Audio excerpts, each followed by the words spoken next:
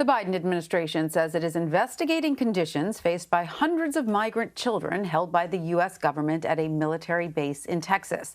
The decision to investigate comes just days after Vice President Kamala Harris visited the southern border with Mexico. The base in focus is Fort Bliss.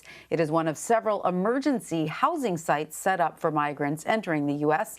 CBS News has learned children housed there have been constantly monitored for self-harm, escape attempts, and panic attacks. Homeland Security Secretary Alejandro Mayorkas was asked earlier on CBS This Morning why he and the vice president did not visit the site while in Texas last week.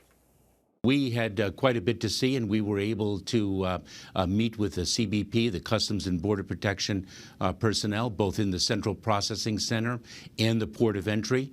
The Vice President was able to meet with migrant children and understand why they fled their home in desperation.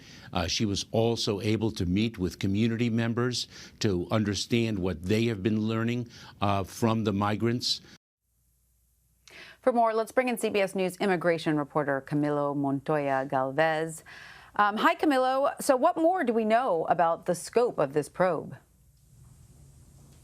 Yes, good afternoon, Tanya. After we ran a report highlighting incidents of self-harm, escape attempts, and panic attacks among distressed children held at the Fort Bliss tent camp run by HHS, the White House initially said that President Biden and Vice President Kamala Harris had directed HHS Secretary Javier Becerra to conduct a, quote, thorough investigation, unquote, into these conditions and allegations. The White House later clarified that statement, saying that HHS had been looking at these conditions and allegations on its own, and that the president did not call for a formal investigation. What we do know for certain, Tanya, is that, as Secretary Mayorkas said on CBS This Morning today, HHS Secretary Javier Becerra is in El Paso today to tour the Fort Bliss emergency camp. This is his second stop at this facility.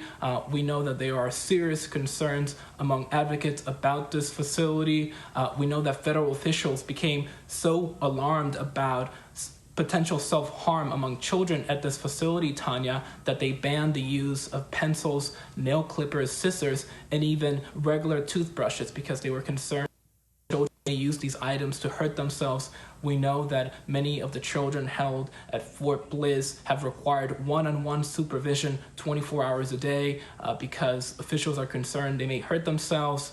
We learned through court declarations that a 13-year-old Honduran girl was placed on a suicide watch list along with 28 other children. She said girls were cutting themselves with identification cards. So there are many concerns about the condition Bliss, and they seem to stem from the frustration and anxiety that many of these children are enduring as a result of prolonged stays at this HHS tent camp. Because these children, as you know, Tanya, they're supposed to be placed in sponsor homes, into the homes of grandparents, uncles, and other relatives here in the U.S. But many of these teenagers held at this Army base are spending upwards of 60 days because case management is an issue there, but HHS has told us that they're expanding case management in light of these concerns.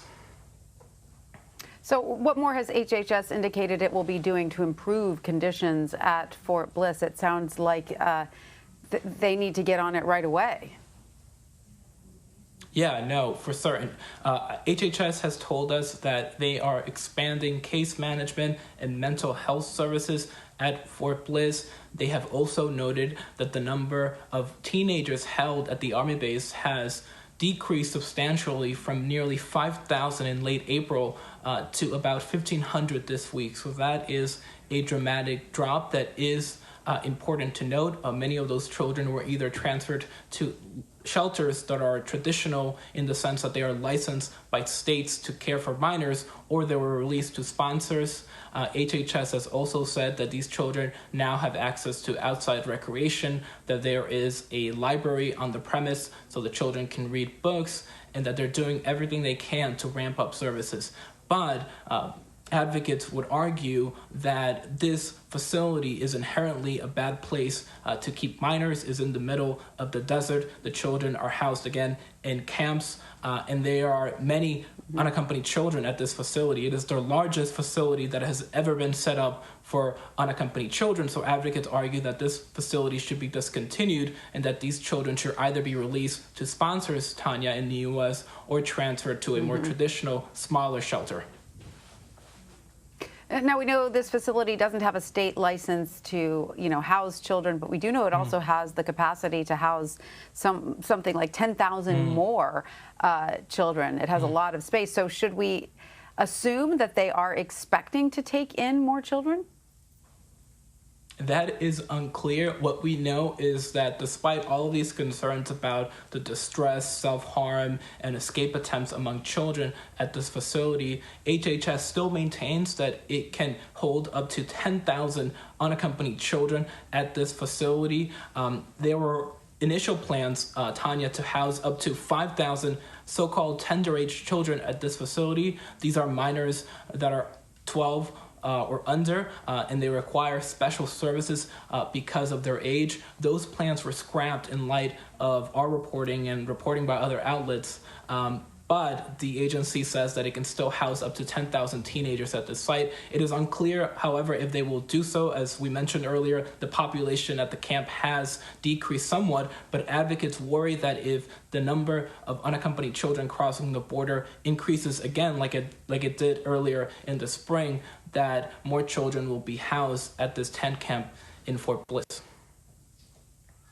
Camilo Montoya-Galvez, thank you so much for joining us. Thank you, Tanya.